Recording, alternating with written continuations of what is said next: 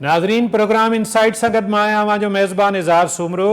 अॼु असां जंहिं मौज़ू ते गुफ़्तगू कंदासीं उहो सिंध जे तालीम शहूर समाजी बहितरी जे हवाले सां इंतिहाई अहम मौज़ू आहे। ऐं असां पंहिंजी रिसर्च मां पतो कयो त सिंध में जेके यूनिवर्सिटीज़ आहिनि उन्हनि मां केतिरियूं ई यूनिवर्सिटीज़ न रुगो आलमी या एशियाई पर मुल्की सतह ते बि कंहिं मुक़ाबले में न आहिनि।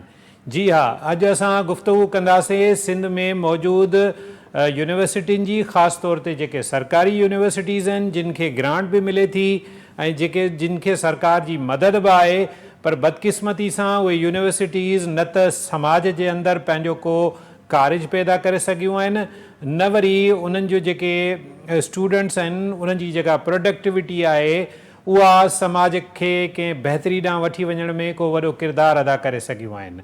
उन सां गॾोगॾु कुझु अहिड़ियूं यूनिवर्सिटीज़ बि आहिनि जिन में हिकिड़ो ताज़ो मिसाल IBA सखर जो आहे। उन खां अलावा ॿियूं बि असांजूं यूनिवर्सिटीज़ आहिनि जिन न रुगो पंहिंजे परफॉर्मेंस खे बहितर कयो आहे, रेटिंग ऐं रैंकिंग खे बहितर कयो आहे, पर उन सां गॾोगॾु उन्हनि जे स्टूडेंट्स अमली तौर ते सोसाइटी में अची बि कंट्रीब्यूट करणु शुरू कयो आहे।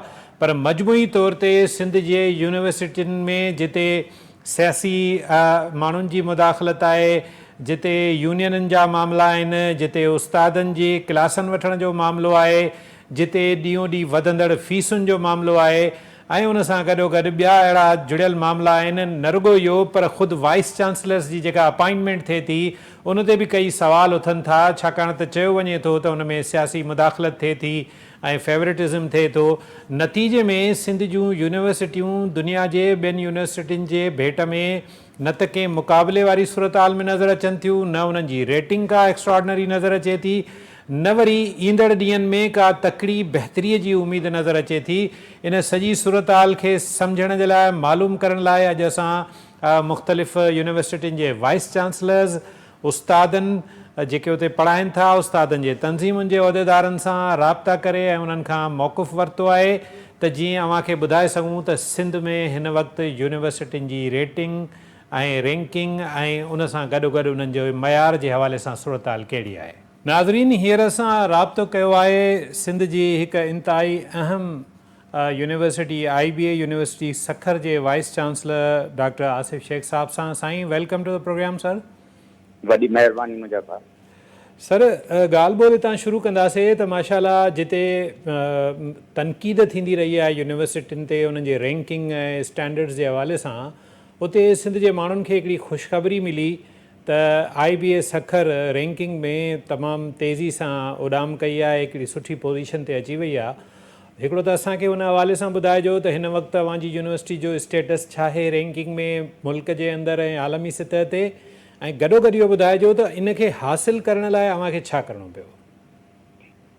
सभ खां पहिरियों तव्हांजी वॾी महिरबानी, तव्हां मूंखे मदऊ कयो। हाणे सखर IBA यूनिवर्सिटी जो नालो जेॾो वॾो आहे, जेतिरो शान आहे, ओतिरियूं कोशिशूं ऐं जाखोरूं निसार अहमद सिद्दीकी साहब मरहूम जे दौर खां शुरू थी चुकियूं हुयूं। ऐं सन 2020 में असां QS वर्ल्ड यूनिवर्सिटी रैंकिंग ते कमु शुरू करे चुका हुआसीं। आउं 2023 जे फेबरवरी में जीअं वाइस चांसलर जी चार्ज संभाले कमु शुरू कयो त मुंहिंजो फोकस हुयो त मुंहिंजी यूनिवर्सिटी जी विज़िबिलिटी इंटरनेशनल लेवल ते अचे। उन अणपूरे कम खे पंहिंजे टीम सां असां गॾु कयोसीं। जेके ॿ ख़ासि रैंकिंग आहिनि दुनिया जे लेवल ते, उन्हनि मां हिकिड़ी QS वर्ल्ड यूनिवर्सिटी रैंकिंग सॾाई वेंदी आहे ऐं ॿी टाइम्स हायर एजुकेशन रैंकिंग। असां गॾोगॾु ॿिन्हिनि ते कमु शुरू कयो। QS वर्ल्ड जेका यूनिवर्सिटी रैंकिंग आहे ऐं टाइम्स हायर एजुकेशन, इन्हनि जा कुझु पैरामीटर्स हूंदा आहिनि, KPIs, जिन ते असांखे पॉइंट्स मिलंदियूं आहिनि। जहिड़ो कि अकेडमिक रेपुटेशन आहे, जंहिंमें मुख़्तलिफ़ क़िस्म जा सर्वेज़ हूंदा आहिनि जेके वर्ल्ड वाइड कराया वेंदा आहिनि ऐं उहे ब्लाइंड हूंदा आहिनि। असांखे ख़बर न हूंदी आहे त उहा अकेडमिक रेपुटेशन असांजी कंहिंखां पुछी वञे थी। अहिड़ी तरह सां एम्प्लॉय सर्वे हूंदो आहे, रेपुटेशन उहा चेक कई वेंदी आहे, जंहिंमें असांजा अलुमिनाय जेके आहिनि मुख़्तलिफ़ इदारनि में कमु करे रहिया आहिनि उन्हनि खां उन्हनि जी पुछा कई वेंदी आहे। जी सर। फैकल्टी स्टूडेंट रेशो हिकु पैरामीटर आहे, साइटेशन पर फैकल्टी, इन सां गॾोगॾु इंटरनेशनल स्टूडेंट रेशो या इंटरनेशनल फैकल्टी रेशो। असांजी दुनिया जे मुख़्तलिफ़ यूनिवर्सिटीज़ सां एक्सचेंजिस जेके फैकल्टी ऐं स्टूडेंट एक्सचेंजिस जा MOUs आहिनि उन्हनि खे एवेल्यूएट कयो वेंदो आहे। जी साईं। सो असीं पंहिंजी टीम हिकिड़ी ठाहे करे इन कम खे पोयां पियासीं ऐं अल्हम्दुलिल्लाह QS वर्ल्ड यूनिवर्सिटी रैंकिंग में 3 दर्जा हूंदा आहिनि। हिकिड़ो सभ खां पहिरियों स्टेटस हूंदो आहे साउथ एशिया में अचणु, जेको अल्हम्दुलिल्लाह असां 2020 में अची चुकासीं। उन खां पोइ ॿिए दर्जे ते एशिया जे लेवल ते नालो ईंदो आहे यूनिवर्सिटी जो, असीं उते बि अची चुका आहियूं। ऐं आख़िरी दर्जो जेको QS वर्ल्ड यूनिवर्सिटी रैंकिंग जो आहे उहो वर्ल्ड यूनिवर्सिटी रैंकिंग हूंदो आहे। उन ते इंशाअल्लाह ताला मूंखे उमेद आहे त मथे साल असां वर्ल्ड यूनिवर्सिटी रैंकिंग में बि QS में अची वेंदासीं।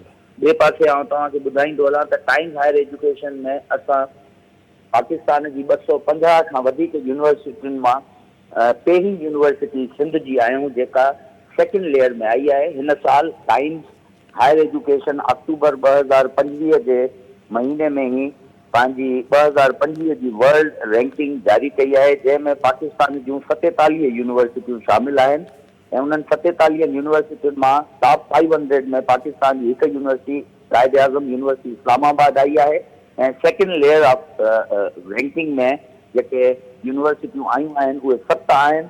ऐं 7 मां सिंध जी वाहिद यूनिवर्सिटी फखर IBA यूनिवर्सिटी आहे जेका 600 खां वठी करे 800 जे ब्रैकेट में असां आया आहियूं। अल्हम्दुलिल्लाह इहो असां टारगेट अचीव कयो। गॾोगॾु UI मैट्रिक्स यूनिवर्सिटी जी रैंकिंग आहे, उन में बि असीं अप्लाई कयो आहे ऐं गॾोगॾु महिनत कयूं था। ऐं मूंखे उमेद आहे त मथे साल ऐं ईंदड़ सालनि में मां ही जेको सेकेंड लेयर जी यूनिवर्सिटी में आयो आहियां, ऐं कोशिशि कंदुमि त मां नंबर 1 ते अचां कंट्री में। ऐं उन में घणी जाखोड़ न करणी पवंदी, सिर्फ़ु 1.5 पॉइंट जो फ़र्क़ु आहे कायद आज़म यूनिवर्सिटी ऐं असांजे विच में। ऐं मां ऐं मुंहिंजी टीम पूरी कोशिशि कंदासीं, पंहिंजी जान लड़ाए छॾींदासीं त फखर IBA यूनिवर्सिटी खे असीं टॉप 500 यूनिवर्सिटीज़ में आणूं। इहो मुंहिंजो स्टेप नंबर 1 हूंदो ऐं उन खां पोइ आहिस्ते आहिस्ते टॉप 100 यूनिवर्सिटीज़ में असां ईंदासीं। शेख साहब, तव्हां जेका इहा अचीवमेंट कई आहे ॾाढी इंस्पायरिंग आहे, थोरे वक़्त जे अंदरि कई आहे, छाकाणि त ॿियूं यूनिवर्सिटीज़ जेके सिंध में आहिनि उहे त तमामु पुराणियूं ऐं वॾे अरसे खां मौजूदु आहिनि। त तव्हां हिन सक्सेस स्टोरी खे ज़ाहिर चाहींदव त सिंध जूं ॿियूं यूनिवर्सिटीज़ बि रैंकिंग में बहितर थियनि, त उन जे हवाले सां नालो वठण खां सवाइ असां कंहिंजो बि नालो नथा वठूं यूनिवर्सिटियुनि जो, पर तव्हां हिकिड़ी इंडिकेटर्स तौरु या सॼे हिकिड़ो जेको तव्हांजो हीउ सॼो तजुर्बो आहे रैंकिंग जो बहितर करण जो, इन खे नज़र में रखंदे कहिड़ा एडवाइज़िस ऐं कहिड़ा मशवरा ॾींदो ॿियनि यूनिवर्सिटियुनि खे? मुंहिंजा भाउ ॻाल्हि इहा आहे त मुंहिंजा कलीग वाइस चांसलर सभु पंहिंजे पंहिंजे लेवल ते जाखोड़ करे रहिया आहिनि ऐं उन्हनि जी जाखोड़ुनि खे विटनेस कयां थो पियो। हायर एजुकेशन कमीशन इस्लामाबाद जे प्लेटफॉर्म तां ऐं असांजे सूबे जी सिंध हायर एजुकेशन कमीशन बि इन तरह जा वर्कशॉप कराए रही आहे, जिते यूनिवर्सिटी जे कंसर्न ऑफिशियल्स खे घुराए उन्हनि खे उहे गाइडलाइंस ॿुधायूं वेंदियूं आहिनि त कीअं यूनिवर्सिटी जी रैंकिंग खे इम्प्रूव कयो वञे। आउं फखर IBA यूनिवर्सिटी जे प्लेटफॉर्म तां पंहिंजे तमामु भाइरनि ऐं भेनरुनि जेके वाइस चांसलर्स आहिनि सिंध में, उन्हनि खे खुली ऑफर कयां थो त उन्हनि खे जेका मदद दरकार हूंदी मां ऐं मुंहिंजी टीम उन्हनि खे असीं खुले दिलि सां हेल्प कंदासीं। ऐं मां पंहिंजे टीम खे पोएं हफ़्ते ई जॾहिं असांजी रैंकिंग पब्लिश थी हुई, मां उन्हनि खे चयो त हिकिड़ो सिंध जे लेवल ते वर्कशॉप फखर IBA यूनिवर्सिटी में अरेंज कयो, जंहिंमें सिंध जे तमामु यूनिवर्सिटीज़ खे मदऊ कयो ऐं उन्हनि खे पंहिंजी सक्सेस स्टोरी ॿुधायो ऐं ॿुधायो त कहिड़ा पैरामीटर्स ते कहिड़े तरीक़े सां उहे महिनतूं थियणु घुरिजनि जंहिंसां ॿियूं यूनिवर्सिटियूं बि वर्ल्ड रैंकिंग में। शेख साहब, अगरि तव्हां खां हिकिड़ी सादो सवाल पुछिजे, छाकाणि त हीउ मास मीडिया आहे, आम माण्हू बि सम्झणु चाहिनि था, त कहिड़ियूं 5 बुनियादी शयूं अगरि तव्हां ॿुधाए सघो जेके कंहिं यूनिवर्सिटी खे लाज़मी करणियूं आहिनि त जीअं हिन रैंकिंग वारे मामले में उहा कंहिं ड्रोड़ में शामिलु थी सघे? पहिरीं त सभ खां पहिरियों त असांखे पंहिंजी अकेडमिक जेको साइकिल आहे उन जी क्वालिटी खे बहितर करणो पवंदो। उन जे अंदरि मां नथो वञा, उन में घणियूं सारियूं शयूं आहिनि। क्लासरूम टीचिंग खां वठी करे असेसमेंट ऑफ रिज़ल्ट जे ताईं इहा सॼी साइकिल हूंदी आहे। हिकु त उहो, उन खां अलावा असांखे पंहिंजो फैकल्टी स्टूडेंट रेशो बहितर करणो पवंदो। 3 नंबर ते असांखे रिसर्च कल्चर यूनिवर्सिटियुनि में अञा बहितर करणो आहे ऐं उन्हनि खे रिसर्च खे इंसेंटिवाइज़ करण जी बि ज़रूरत आहे, छो जो हिकु तमामु की इंडिकेटर हूंदो आहे साइटेशन पर फैकल्टी ऐं हिकु पेपर ते मिनिमम 3 साइटेशन्स उन्हनि जूं घुरिबल हूंदियूं आहिनि। रिसर्च कल्चर करणो पवंदो ऐं मुंहिंजे ख़्याल में इहो 3 पैरामीटर बि असांखे डिस्टिंग्विश करे थो स्कूल एजुकेशन ऐं कॉलेज एजुकेशन खे हायर एजुकेशन सां। इहो हिकिड़ो ई फ़र्क़ु हूंदो आहे। गॾोगॾु असांखे पंहिंजी एक्सचेंजिस जेके फैकल्टी ऐं स्टूडेंट एक्सचेंजिस आहिनि मुल्क दुनिया जे ॿियनि यूनिवर्सिटियुनि सां बि पाण खे ॻंढणो पवंदो। इहे मुख़्तलिफ़ शयूं आहिनि। अगरि इन्हनि शयुनि ते ऐं सभ खां पहिरीं ॻाल्हि इन्हनि सभिनीनि खां त हिकु डेडिकेटेड बि ऐं फोकस्ड वे में महिनत करण जी अशद ज़रूरत आहे। तव्हांजा ॿ वॾा अहम वेंचर्स आहिनि। हिकिड़ो त तव्हां स्कूल्स एडॉप्ट कया तव्हांजी यूनिवर्सिटी, उनजो हिन वक़्तु कहिड़ो स्टेटस आहे ऐं जीअं पब्लिक स्कूल्स ऐं ॿिया, ऐं गॾोगॾु तव्हां जी जेको टेस्टिंग जो जेको निज़ाम आहे इनखे बहितर खां बहितर ज़ाहिरी करण जी हमेशह गुंजाइश हूंदी आहे। हिन वक़्तु मेडिकल वारो बि शायदि तव्हांखे ॾिना अथनि हाणे टेस्ट, त इन हवाले सां ॿुधायो त इन में तव्हां कहिड़ियूं बहितरियूं आंदियूं आहिनि, टेक्नोलॉजी जो केतिरो इस्तेमालु कयो आहे, ट्रांसपेरेंसी खे मेक श्योर कीअं कंदव? सभ खां पहिरियों तव्हां मूंखां पुछो मुंहिंजा स्कूल्स ऐं कम्युनिटी कॉलेजिस। जी जी अलहमदुलिल्लाह ऐं 6 पब्लिक स्कूल्स रन करे रही आहे सखर IBA यूनिवर्सिटी ऐं 4 कम्युनिटी कॉलेजिस रन करे रही आहे। ऐं अलहमदुलिल्लाह उन्हनि जी क्वालिटी स्टैंडर्ड्स खे मेंटेन करण जे लाइ असां उन्हनि खे आगा खान बोर्ड ऐं गॾोगॾु कैम्ब्रिज बोर्ड सां एफिलिएट करे चुका हुआसीं मुंहिंजे अचण खां पहिरियों ई। ऐं उते असां तमामु क्वालिटी सां एजुकेशन कयूं था। इन हद ताईं ॿुधाईंदो हलां त मुंहिंजे उबारे जो जेको पब्लिक स्कूल आहे आगा खान बोर्ड जे इम्तिहाननि में उतां जी हिकिड़ी नियाणीअ पाकिस्तान में टॉप कयो आहे। अहिड़ी तरह सां इहे तमामु मौजूदा आहिनि जेके अलाह साईं असांजे थ्रू सिंध जे ग़रीब बचड़नि ते महिरबानी करे रहियो आहे। ऐं अॼु मां तव्हांजे तवसुत सां इहो बि ॿुधाईंदो हलां त इहे सभु जेके बि स्कूल्स आहिनि ऐं कम्युनिटी कॉलेज सिंध गवर्नमेंट जी ग्रांट ऐं एड सां हली रहिया आहिनि। असांजी फीसिस बि सब्सिडाइज़ आहिनि ऐं असां इहे स्कूल खोलण जो कारण इहो हुयो त जेके इंटर ऐं मैट्रिक बोर्ड जी क्वालिटी कंप्रोमाइज़ थी चुकी हुई। उन खां पोइ जॾहिं ॿार सखर IBA यूनिवर्सिटी में दाख़िला वठनि था त हिकु मिनिमम CGPA जॾहिं मेंटेन न थींदी आहे त उन्हनि जी दाख़िला कैंसिल कई वेंदी आहे। असां इहे कम्युनिटी कॉलेज ऐं स्कूल्स जेके आहिनि इहे पंहिंजे लाइ नर्सरी जे तौर ते एडॉप्ट कया हुया त जीअं उतां जा ॿार क्लास 1 खां वठी 12हें दर्जे ताईं पाण पढ़ायूं ऐं उहे ई ॿार अॻिते अची असांजे यूनिवर्सिटी जा एनरोल्ड स्टूडेंट थियनि। ऐं इहो रेशो जॾहिं कयोसीं त असांजो रिटेंशन ऑफ स्टूडेंट तमामु बहितर थी वियो। ठीकु आहे। तो अञा हिन साल 2 कम्युनिटी कॉलेजिस सिंध कैबिनेट मूंखे अप्रूवल मोकिली आहे, हिकिड़ी सेवन शरीफ में ऐं ॿियो भान सईदाबाद में। इहे 2 कम्युनिटी कॉलेजिस असां इंशाल्लाह जल्दी एड कंदासीं। पंहिंजे ऑलरेडी जेके असांजा 4 कम्युनिटी कॉलेजिस आहिनि ऐं पोइ अंग वञी 6 ते बीहंदो। गॾोगॾु जेको ॿियो सुवाल तव्हां कयो उहो टेस्टिंग जे हवाले सां, उहो STS जी टेस्टिंग जे हवाले सां निसार अहमद सिद्दीकी साहब जन सन 2015 में SECP जे अंडर आर्टिकल 42 में हीअ टेस्टिंग सर्विस ठाही हुई ऐं इहा हिकिड़ी इंडिपेंडेंट बॉडी आहे जंहिंजी administrative responsibility as CEO sitting vice chancellor Sukkur IBA university खे ॾिनी वई हुई ऐं उनजे मेमोरेंडम ऑफ एसोसिएशन में इहा शइ अप्रूव कराई वई हुई। ठीकु आहे। आउं जॾहिं खां आयो आहियां हीउ सिस्टम 2015 खां शुरू हुयो ऐं उनखे तक़रीबन 95% ऑटोमेटेड करे उनखे जेका ट्रांसपेरेंसी जी हाईएस्ट लेवल हूंदी आहे उन ते खणी वियो आहे। ऐं तव्हां ॾिठो त असां पोएं साल में सिंध गवर्नमेंट जूं तमामु घणनि डिपार्टमेंटनि जूं टेस्टियूं करायूं, ग्रेजुएशन कैटेगरी बि कराई, इंटरमीडिएट कैटेगरी बि कराई, स्कूल्स जी जॉब अपॉइंटमेंट्स बि कईसीं ऐं रीसेंट पास में असां सिंध पुलिस जी जॉब अपॉइंटमेंट्स बि करे रहिया आहियूं।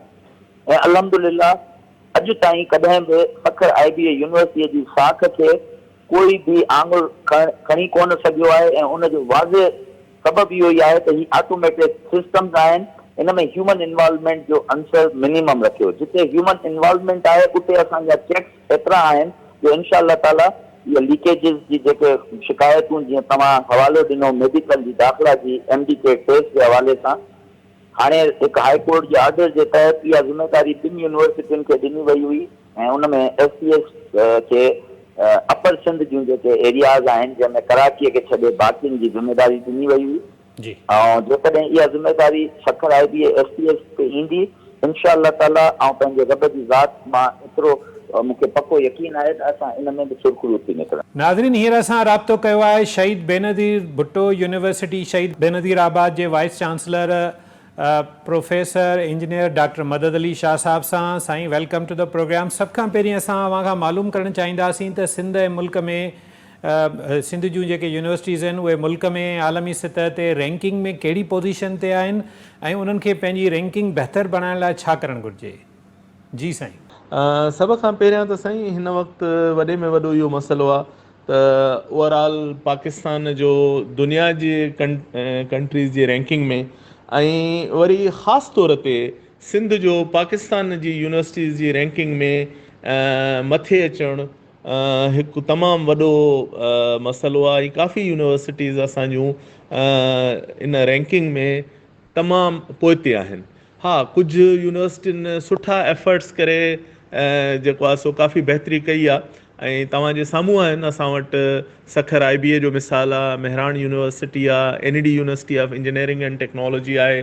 त इहे महिनतुनि सां कुझु अॻिते वधियूं आहिनि ऐं उन जी जेका मेन रीज़न आहे उहो इहो ई आहे त उन्हनि कुझु अहिड़ा क़दम खयां आहिनि जंहिंजे करे असांजूं यूनिवर्सिटियूं इहे अॻिते वधियूं आहिनि ऐं असांजे सभिनी यूनिवर्सिटियुनि खे अहिड़ा क़दम खणणु घुरिजनि, बल्कि बरजुस्ता ऐं तुर्त खणणु घुरिजनि। उन में सभ खां वधीक इम्पॉर्टेंट जेका ॻाल्हि आहे उहा आहे क्वालिटी एजुकेशन जो फ़रोग़। छाकाणि हींअर माण्हू सिर्फ़ु तालीम जे पोयां न आहिनि, पर उहे चाहिनि था, पेरेंट्स में बि इहा अवेयरनेस अची वई आहे त असां पंहिंजे ॿारनि खे अहिड़े तालीमी इदारे में मोकिलियूं जो हुन जी डिग्री हुनखे न सिर्फ़ु इहो त लाभ ॾिए, नौकिरी ॾिए, पर वर्ल्ड वाइड उहो हिकिड़ो ग्लोबल सम्झो त एम्प्लॉय थी वञे जेको दुनिया जे मुख़्तलिफ़ मुल्कनि में किथे बि नौकिरी वठी सघे। ऐं उन लाइ ज़रूरी आहे त असां यूनिवर्सिटियुनि में सुठी फैकल्टी आणियूं, छाकाणि फैकल्टी यूनिवर्सिटी जी जान आहे। जे मेरिट ते असां फैकल्टी ऐं स्टाफ रखंदासीं त ओवरऑल क्वालिटी एजुकेशन खे फ़रोग़ मिलंदो। उन खां अलावा ॿियो इहो आहे त असां वटि जेको करिकुलम आहे उहो तमामु इम्पॉर्टेंट आहे त जेके कोर्सिस असां पढ़ायूं था उहे असां इंडस्ट्रीअ सां लिंक कयूं त उहे शयूं जेके नौकिरीअ वारनि खे खपनि थियूं उहे असां ॿारनि खे तालीम में ॿुधायूं त जीअं इंडस्ट्री उन ते एक्स्ट्रा जेको आहे ट्रेनिंग ते ख़र्चो न करे, बल्कि उन्हनि ॿारनि में उहे सभु स्किल्स, उहे सभु शयूं एम्बेडिड हुजनि जेके इंडस्ट्रीअ में रिक्वायर्ड आहिनि। ऐं न सिर्फ़ु असांजी पाकिस्तान इंडस्ट्री बल्कि ग्लोबल इंडस्ट्री। अॼुकल्ह तव्हांखे ख़बर आहे त ग्लोबलाइज़ेशन तमामु इम्पॉर्टेंट आहे ऐं उहा असां तॾहिं ई वठी था सघूं जॾहिं असां इंटरनेशनल कोलेब्रेशन कयूं ऐं दुनिया जी बहितरीनु यूनिवर्सिटियुनि सां जेको आहे सो हथो हथ में ॾेई अॻिते वधूं, उन्हनि जी फैकल्टीअ खे पाण वटि घुरायूं, पाण उन्हनि वटि वञूं, जॉइंट रिसर्च कयूं, जॉइंट कोर्सिस हलायूं। ऐं इन खां अलावा तमामु वॾी जेका इम्पॉर्टेंट ॻाल्हि आहे उहा इहा त यूनिवर्सिटियूं सेल्फ सस्टेनेबल थियनि। प्रोग्राम बि असां अहिड़ा हलायूं जिन जी मार्केट नीड हुजे, मार्केट डिमांड हुजे। अॼुकल्ह जीअं तव्हांखे ख़बर आहे त स्टीम एजुकेशन ते तमामु घणो फोकस आहे, science technology, engineering, the arts and mathematics. त उहे फील्ड्स आहिनि जिन जी ज़रूरत आहे, उन्हनि ते असां फोकस कयूं, उहे अॻिते वधी न सिर्फ़ु इहो त असांखे अहिड़ा ग्रेजुएट प्रोवाइड कंदियूं जेके इंटरनेशनली पंहिंजो पाण खे मञराईंदा, हॉट केक वांगुरु हर जाइ ते लाइक कया वेंदा, पाण खे एम्प्लॉय करे सघंदा, पर उन सां गॾोगॾु उन्हनि में उहा प्रैक्टिकल अप्रोच बि ईंदी। उहे पाण ऑन्टरप्रेन्योरशिप ॾे बि वधनि, पाण नंढा नंढा बिज़नेसिस डेवलप कनि त ओवरऑल असांजे मुल्क जी इकोनॉमी बहितर थिए, जॉब वठण जे बजाए जॉब ॾियण वारा थियनि। त मुंहिंजे ख़्याल में इहे हिकिड़ियूं बेसिक शयूं आहिनि जेकॾहिं असां इम्प्लीमेंट कंदासीं त असांजी यूनिवर्सिटी अॻिते बि वधंदी ऐं इनशाला रैंकिंग में असां न सिर्फ़ु मुल्की तौर ते पर बैन अल-अक़वामी तौर ते पंहिंजी मञता कराईंदासीं। डॉक्टर मदद अली शाह साहब, अवां रैंकिंग जे हवाले सां गुफ़्तगू में पंहिंजो नुक़्ते नज़र ॾिनो ऐं पंहिंजे तजुर्बनि खां बि असांखे शेयर कयो, पर सिंध में हिकिड़ो डिस्कोर्स इहो बि आहे, हिकिड़ी संजीदा गुफ़्तगू आहे त सिंध में जेके यूनिवर्सिटीज़ मौजूदु आहिनि आख़िर उन्हनि जो समाजी कार्ज कहिड़ो आहे ऐं उन्हनि जी प्रोडक्टिविटी जी सूरत हाल छा आहे, छाकाणि त दुनिया में यूनिवर्सिटियूं समाजी कार्य जे हवाले सां इंतिहाई अहम इदारा सम्झा वञनि था। साईं ज़ार सुमरो साहिबु, ॾाढो सुठो सवाल त असांजी यूनिवर्सिटियुनि जो समाज में कारज कहिड़ो आहे, तमामु इम्पॉर्टेंट। त ॾिसो, असां जूं जेके यूनिवर्सिटियूं आहिनि, मां चाहियां थो त उहे हिकु साइलेंट रेवोल्यूशन पैदा कनि थियूं मुआशिरे में ऐं मुआशिरे खे अपलिफ्ट करण में उन्हनि जो वॾो किरदारु आहे। ऐं इहो साॻियो ई कमु यूनिवर्सिटियूं कनि थियूं जेको हिकिड़ो ओएसिस जो कमु आहे हिकिड़े डेज़र्ट में। असां वटि हींअर तव्हां जेके तालीमी अदारा आहिनि उहे ॾिसो, यूनिवर्सिटियूं ख़ासि तौर ते IBA आहे, असांजियूं ॿियूं सिंध जूं यूनिवर्सिटियूं आहिनि जेके हिक लिहाज़ में माण्हुनि खे एतिरो अपलिफ्ट कनि थियूं कैरेक्टर वाइज़ एथिकल पैराडाइम सां मुज़यन करे ऐं उन सां गॾोगॾु हुन में अहिड़ा स्किल्स एम्बेड कनि थियूं जेके अॻिते हली पूरे मुआशिरे लाइ बेनिफिशियल थी सघनि था। ऐं उन में अॼुकल्ह तव्हां ॾिसो न त जेके लेटेस्ट टेक्नोलॉजीज़ आहिनि, जेके मार्केट ड्रिवन टेक्नोलॉजीज़ आहिनि, उन्हनि जी वर्ल्ड वाइड डिमांड आहे।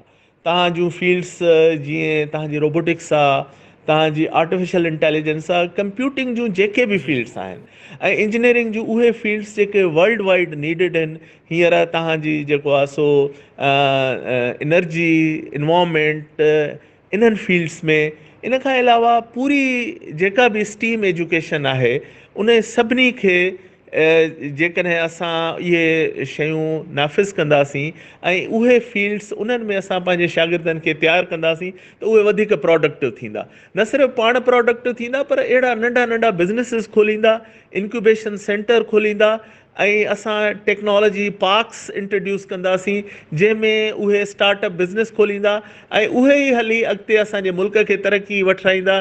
जीअं तव्हां ॾिसो बैन अल-अक़वामी तौर ते USA, UK ऐं पूरे यूरोप में जेके माण्हू तरक़ी जिन कयो आहे उन्हनि पंहिंजा नंढा नंढा इहे बिज़नेसिस खोलिया ऐं उहे टेक्नोलॉजी ड्रिवन बिज़नेसिस हुआ, जंहिंजे करे उहे मुल्क अॻिते वधिया, उहे कंपनियूं अॻिते वधियूं ऐं हींअर उन्हनि कंपनीज़ जी जेका सम्झो त इनकम आहे, GDP आहे, उहा चङनि भलनि मुल्कनि खां वधीक आहे। त इहो हिकिड़ो वॾो असां वटि मिसाल आहे त अहिड़ा माइंड्स असां वटि माइंड्स आहिनि, पर उहे सभु इहो था चाहिनि त असांजे मुल्क में माहौल न आहे, उहे ॿाहिरि वञी था सर्व कनि। असां जेकॾहिं अहिड़ो कंजीनियल इन्वायरमेंट हुननि खे प्रोवाइड कयूं त पंहिंजे मुल्क में उहो कमु कंदा, जिथे हर लिहाज़ खां हालात उन्हनि लाइ साज़गार आहिनि। उन्हनि में घटि पॉलिटिकल इंटरफियरेंस हुजे, ॿियूं ॻाल्हियूं घटि हुजनि ऐं हुननि खे वधण वेझण जा मौक़े जेकॾहिं असां प्रोवाइड कयूं था त इनशा मूंखे यकीन आहे त इहे सभु असांजा नौजवान असां लाइ हिकिड़ो एसेट थींदा ऐं असांजे पूरे मुल्क खे अॻिते वठी हलंदा ऐं असां सभिनी लाइ बेनिफिशियल थींदा। नाज़रीन, हींअर असां राब्तो कयो आहे हायर एजुकेशन कमीशन जे अॻूणे चेयरमैन ऐं ज़ेविस यूनिवर्सिटी जे बानीकार जावेद लेगारी साहब सां। साईं, वेलकम टू द प्रोग्राम। सभ खां पहिरीं मां तव्हां खां पुछंदुसि त सिंध जूं जेके यूनिवर्सिटीज़ आहिनि उन्हनि जी मुल्की ऐं आलमी सतह ते रैंकिंग जी कहिड़ी पोज़ीशन आहे ऐं जेका हिन वक़्तु पोज़ीशन आहे उनखे बहितर करण जे लाइ उन्हनि यूनिवर्सिटियुनि खे छा करणु घुरिजे? जी साईं। How can universities improve rankings and ratings? I thought this is a very generic and a very important question. The Rome was not built in a day. In May, capacity building is very important. Besides capacity building, I think it's a very, very long-term process, and one has to start at one point. सबका पहिरें मां सम्झां थो कि most important जेको आहे कि ये वाइस चांसलर्स जा जेका अपॉइंटमेंट्स आहिनि they have to be on merit. हिन में ये जेको नेपोटिज़म थिए थी या even we hear allegations of corruptions, they have to stop. तो आई थिंक दी चवंदा न the fish rots at the head, अंग्रेज़ी में चवनि था। सो द वाइस चांसलर तव्हांजो वटि हिकिड़ो क़ाबिल केपेबल पर्सन अची वञे जेको मेरिट में अपॉइंटमेंट थिए। So I think that is the very first prerequisite. ऐं हुन खां पोइ सेकेंड इहा आहे कि जो पॉलिटिकल इंटरफेरेंस आहे यूनिवर्सिटीज़ जे मैटर्स में, चाहे वो एडमिशन्स हुजनि, अपॉइंटमेंट्स हुजनि, स्कॉलरशिप्स हुजनि या जेका कॉन्ट्रैक्ट्स हूंदा आहिनि नंढा, हुन में जेका इंटरफेरेंस थिए थी मिनिस्टर्स जी, गवर्नर, चीफ मिनिस्टर्स या लोकल तव्हांजो MNA आहे, MP आहे इन कॉन्स्टिट्यूएंसी जो, इवन नाज़िम आहे, that they have to understand कि बाबा ये असांजे सभु कॉन्स्टिट्यूएंसी जा स्टूडेंट्स आहिनि, ये असांजी पॉपुलेशन आहे, इन जे बहितरी करण जे लाइ ज़रूरी आहे कि असां वटि we should not interfere politically in university matters. Third ये हूंदो आहे कि अंडर यूनिवर्सिटी एक्ट्स और चार्टर्स में जेका सेनेट सिंडिकेट बॉडीज़ आहिनि डिफरेंट, हुनमें गवर्नमेंट जी नॉमिनेशंस थिए थी, HEC जी थिए थी, तो हुनमें जेका अपॉइंटमेंट्स हुजनि जो रेलेवेंट हुजनि, professionals who can help in governance and who can help in capacity building, who can help in building universities. ये ना कि you have to give political favors to people and people are just serving there because उनको TA मिले तो एक night जो hotel जो stay मिले तो and they just come and attend the meeting and रोगो नाम है कि मैं इनकी बॉडी में सेनेट में आया, सिंडिकेट में आया। तो आई थिंक ये बेसिक है, very very basic, that has to be implemented. ऐं money basically is not important. Javed साहब, असां तव्हांखां इहो बि पुछणु चाहींदासीं त हीअ जेके असांजूं सिंध में यूनिवर्सिटीज़ आहिनि, इन्हनि जे बारे में हिकिड़ो सवाल थींदो रहियो आहे, डिस्कोर्स थींदो रहियो आहे त इन्हनि जो आख़िर कार्ज कहिड़ो आहे समाज में। न रुगो इहो, पर इन्हनि जी प्रोडक्टिविटी जी जेका सूरताल आहे उहा कहिड़ी आहे, इन हवाले सां असांखे रहनुमाई कजो। अदा जेका बेसिक फंक्शंस आहिनि यूनिवर्सिटीज़ जा, हुन में तो teaching and research everybody nose, पर जेका थर्ड मोस्ट इम्पॉर्टेंट फैक्टर जेको आहे, जेको हर American, British, European developed countries जी यूनिवर्सिटीज़ में आहे, is service, the service sector. उनमें सोशल तव्हांजी सर्विस आहे ऐं तव्हांजो हुनमें इकोनॉमिक सर्विस आहे। तो यूनिवर्सिटी जेको आहे उहो हिकिड़ो कैटलिस्ट थिए थी हिकिड़े एरिया में, जिन में हिकिड़े फॉर एग्ज़ाम्पल सोशल में you have to bring about awareness माण्हुनि में, जेको सिविक ड्यूटीज़ थिए थी, stopping corruption, crime, voluntary organisations में उनमें कमु थिए थी। ऐं व्हेन आई से यूनिवर्सिटी, मुंहिंजो मतिलबु इहा आहे की उनमें every faculty member, every teacher, every administrator ऐं एवरी स्टूडेंट पे हिन टाइप जी ट्रेनिंग हुजे, रिस्पॉन्सिबिलिटी हुजे की तव्हांखे हिन कॉन्स्टिट्यूंसी जे लाइ, जे यूनिवर्सिटी लोकेटेड आहे, तव्हांखे हुन जे लाइ कुझु करिणो आहे। सेकेंड जेको फैक्टर थिए थो उहो इकोनॉमिक आहे। यूनिवर्सिटी जो जेको इकोनॉमिक रोल आहे, जेको चवनि था नॉलेज इकॉनमी, उहो ॾाढो वॾो रोल आहे। टेक्नोलॉजी में त सभिनीनि खे ख़बर आहे कि तव्हां इंक्यूबेटर्स कयो था, टेक्नोलॉजी पार्क्स कयो था, but even for example agriculture बि हुजे, एग्रीकल्चर यूनिवर्सिटी हुजे, तो तव्हां सॼे एरियाज़ में लोकल न्यू क्रॉप्स हेल्प करे सघो था, थ्रू रिसर्च इंट्रोड्यूस करे सघो था, यील्ड खे तव्हां वधाए सघो था। So both economic and social जेका यूनिवर्सिटी जो जेको रोल आहे contributing wise, is an addition जो तव्हांजो क्वालिटी टीचिंग हुजे ऐं क्वालिटी रिसर्च हुजे। तो ये बि मां सम्झां थो कि ॾाढो ॾाढो इम्पॉर्टेंट आहे, बिकॉज़ हुन सां तव्हांजी लोकल प्रोडक्टिविटी बि वधे थी, तव्हांजी जेका पॉपुलेशन जेका आहे वो बि अंडरस्टैंड करे थी कि असां गुड सिटीज़न्स आहियूं, ऐं असां नॉट ओनली लोकल रीजन जे लाइ पर असां मुल्क जे लाइ बि कुझु करे सघूं था। ऐं इहे हुनमें सॼी रिस्पॉन्सिबिलिटी जेका थिए थी पोइ यूनिवर्सिटी जी थिए थी। ऐं वन अगेन यूनिवर्सिटी जो मतिलबु इहा आहे कि vice chancellors, deans, professors, administrators and students. नाज़रीन, हींअर असां वठंदासीं नंढड़ी साई, ऐं साई खां पोइ वरी मिलंदासीं।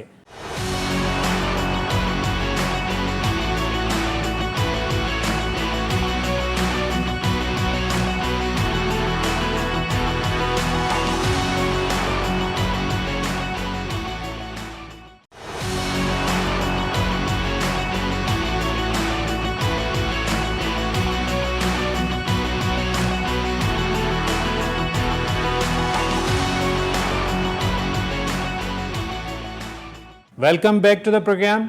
नाज़रीन, हींअर असां राब्तो कयो आहे कराची यूनिवर्सिटी जे वाइस चांसलर जे अॻूणे एडवाइज़र, नाले वारे उस्ताद ऐं उस्तादनि जी तंज़ीम में इंतिहाई अहम ज़िम्मेदारियुनि ते रहंदड़ प्रोफेसर डॉक्टर मुईज़ ख़ान साहब खे। Sir, welcome to the program. जी, अस्सलाम वालेकुम।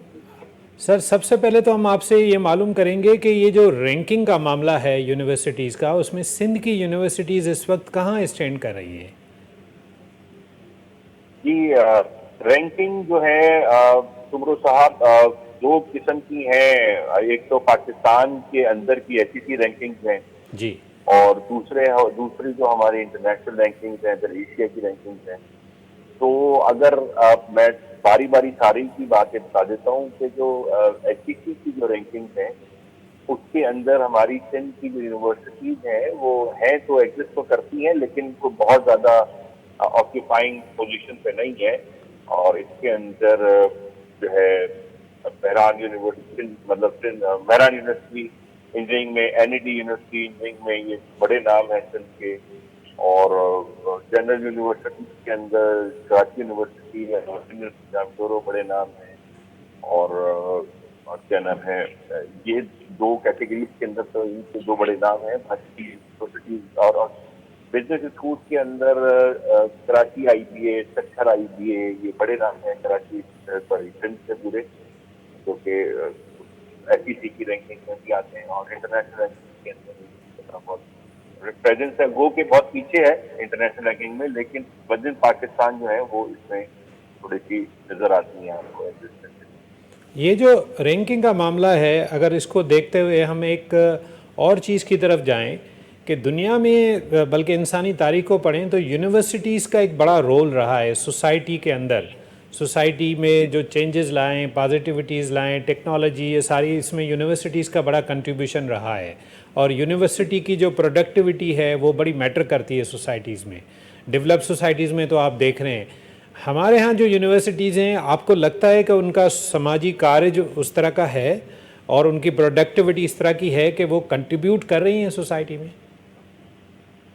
और ये बहुत ही अहम सवाल है आपका सुब्रो साहब। मैं आपको बताऊं कि देखें, इस वक्त दुनिया के अंदर आप पॉलिटिकल सिस्टम देख लीजिए, इकोनॉमिक सिस्टम देख लीजिए, सोशल सिस्टम देख लीजिए, फलसफियाना गुफ्तगू देख लीजिए, कवानीन देख लीजिए, लॉ देख लीजिए, और सोसाइटी के अंदर जो मॉडर्न टेक्नोलॉजिकल साइंसेज हैं और आर्किटेक्चर की अर्बन प्लानिंग, ये सारी चीजें जो हैं, ये सब चीजें तकरीबन 95-90% से अब ये सब चीजें यूनिवर्सिटी में से ओरिजिनेट हुई हैं वेस्ट की।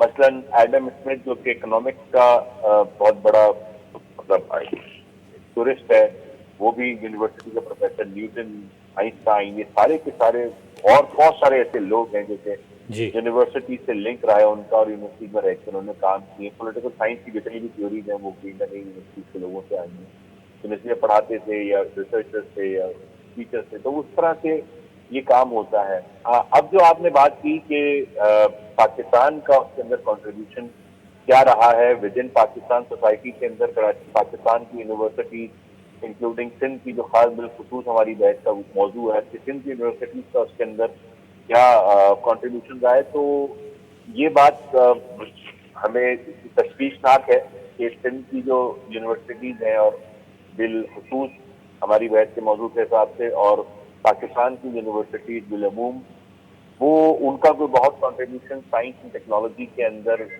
की शिद्दत के अंदर कोई पेटेंट क्रिएट करने में साइंस में, और कोई थ्योरेटिकल एस्पेक्ट निकाल के देने में, कोई सोशल सॉल्यूशंस प्रोवाइड करने में हमारा इतना बड़ा कंट्रीब्यूशन नहीं रहा है।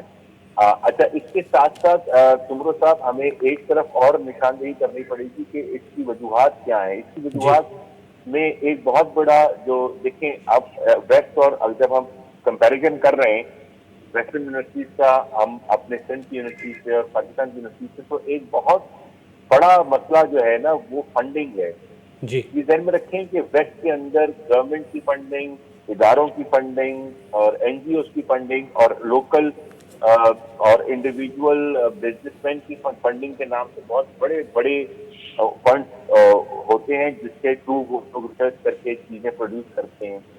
अनफॉर्चुनेटली पाकिस्तान की यूनिवर्सिटीज बिलअमूम और बिलखुसूस सिंध की यूनिवर्सिटीज में भी ये ट्रेंड देखा जाता है कि तनख्वाहें नहीं मिलती, वक्त के ऊपर ग्रांट्स नहीं आ रही हैं।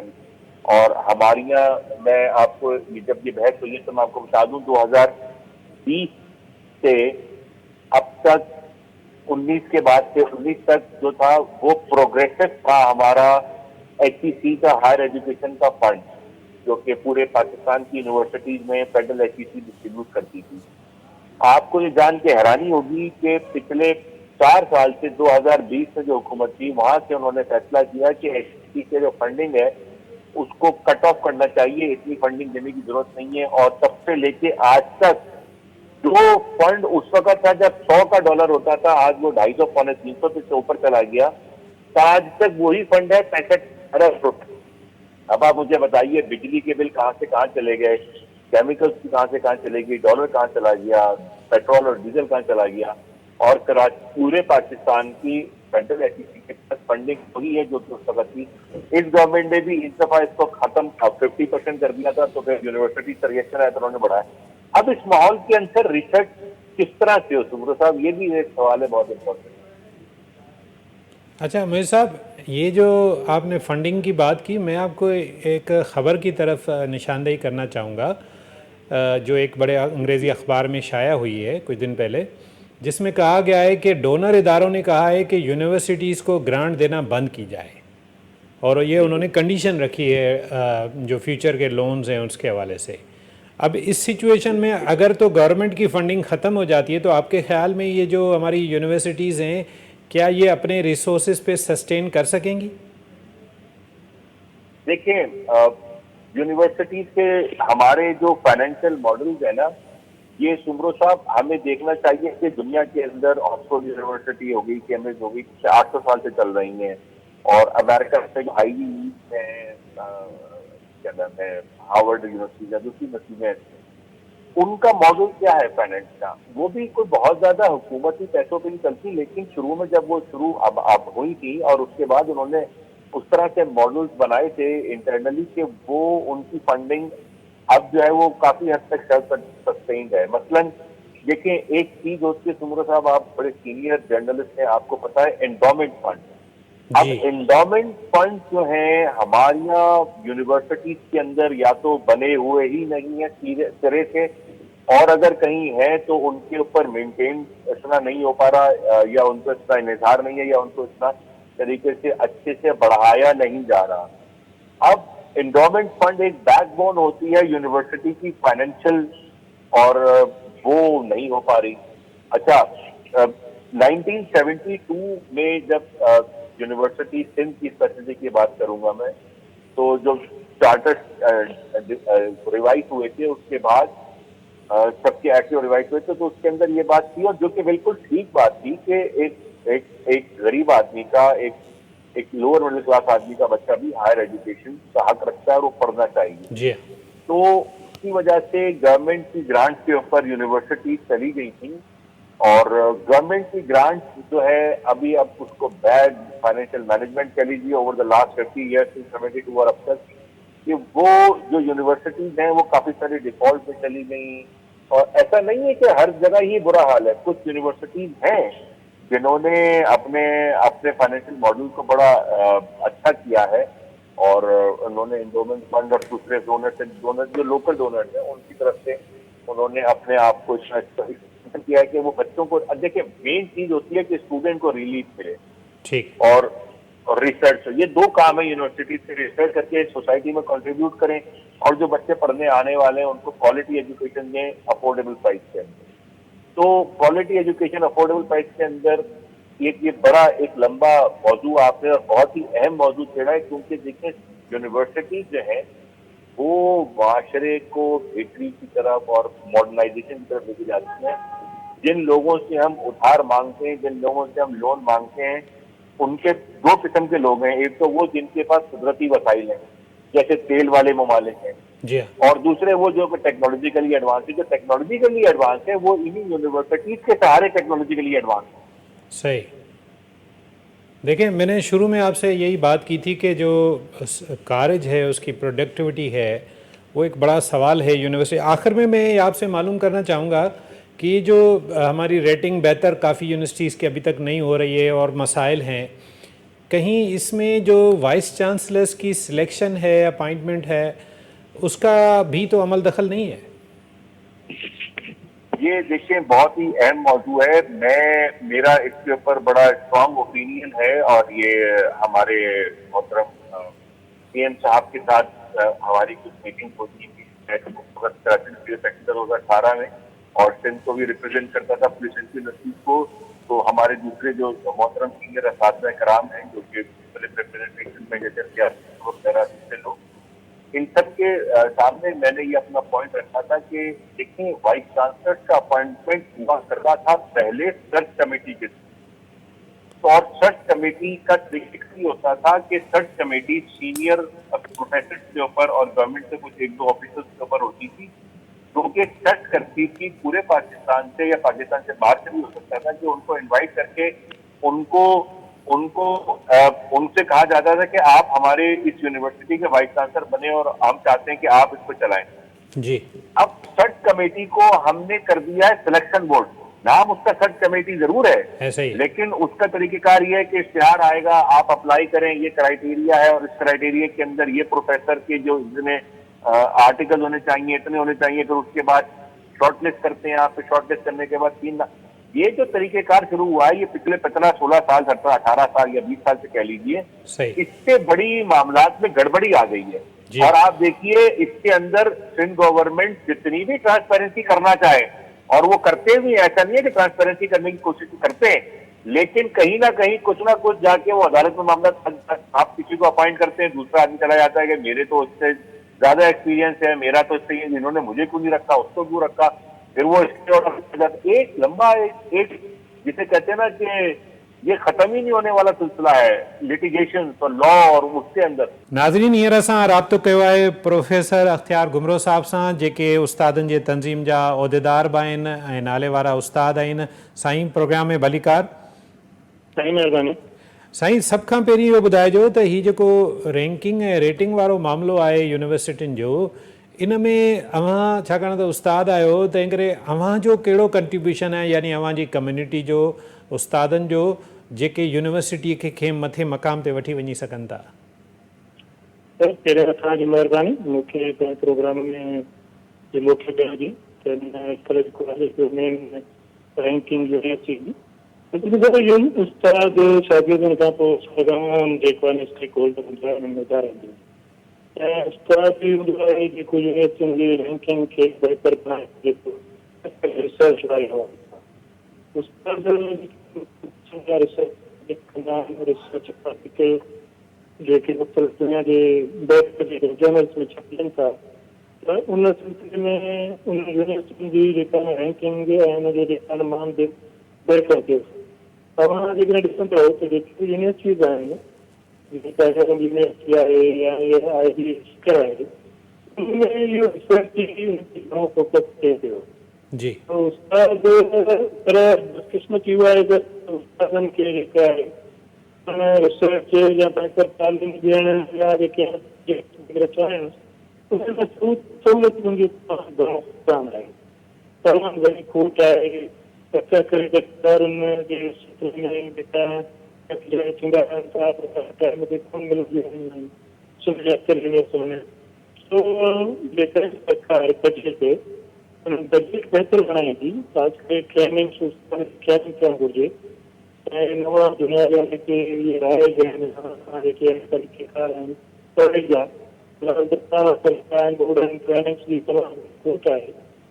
इहो सॼो सिलसिलो आहे त जीअं उस्ताद खे जेके बहितर ट्रेनिंग ॾिनी वञे, उन्हनि खे ख़ासि करे सहूलियतूं ॾिनी वञनि, कंप्यूटर लैब्स आहिनि ऐं जेके मॉडर्न सॉफ्टवेयर्स आहिनि, उन खां अलावा जेके साइंस जूं लैब्स आहिनि, केमिकल्स इक्विपमेंट्स आहिनि जेके तमामु ज़रूरी हूंदा आहिनि। सो जेके इहे सभु शयूं बहितर ॾिनी वेंदियूं, उस्ताद तमामु घणो हुन में किरदारु अदा करे सघे थो। साईं, असांजो सवाल इहो आहे त इहो असां वटि छो नथो थिए? सवाल त बुनियादी इहो थो पैदा थिए न। सर, असां वटि मुंहिंजो उहो वरी बि साॻियो ई जवाबु आहे त जिते पघार जो मसइलो हुजे, तव्हां जेकॾहिं कंपेयर करे ॾिसो त यूनिवर्सिटियुनि जी बजट कंहिं ॿाहिरि मुल्क जी यूनिवर्सिटी जी बजट, हितां जी यूनिवर्सिटी जी समूरी यूनिवर्सिटियुनि जी बजट, इन खां अलॻि मुल्कनि सां जेका भेटाए ॾिसो त उते जेके हिकिड़े नंढड़ियूं यूनिवर्सिटियूं आहिनि, उन्हनि जी बजट जेका साल जी आहे, उहो तक़रीबन असांजे सॼे जेका आहे मुल्क जे यूनिवर्सिटी जे बजट जेतिरी थिए थी। सही। ओड़े सूरताल में असांजे जिते पघार मसइलो हुजे, जिते केमिकल्स कोन हुजनि, जिते कंप्यूटर न हुजनि, यूनिवर्सिटी में किताब न हुजनि, जिते जेका पेपर छपाइण जे लाइ पैसा न हुजनि, छो त इहे जर्नल्स वग़ैरह में बि तमामु घणो ॾुखियाई प्लेसमेंट थियनि थियूं। अख्तियार साहब, हीउ जेको सेल्फ रिलायंस वारो मामिलो आहे, यानी यूनिवर्सिटियूं पंहिंजा वसीला पैदा कनि, प्रोजेक्ट्स खणी अचनि, ॿिया पंहिंजा जेके उन्हनि जी ज़मीनूं आहिनि, ॿिया मामला आहिनि, उन्हनि मां बि प्रोडक्टिविटी कनि, इन हवाले सां को डिस्कोर्स थींदो आहे यूनिवर्सिटीज़ जा सिंध में? यूनिवर्सिटियुनि में इहो साल ॾेढ खां हले पियो बसि त पंहिंजा वसीला पैदा कया वञनि, छो त इहो प्रेशर तमामु घणो आहे त यूनिवर्सिटियूं पंहिंजा वसीला पैदा कनि। पंहिंजा वसीला हिकु त फीस आहिनि। हाणे हींअर तव्हां ताज़ो कराची यूनिवर्सिटी में ॾिठो त जिते कोर्ट जी फीस वधाए त उते हेॾो वॾो एहतजाज थियो।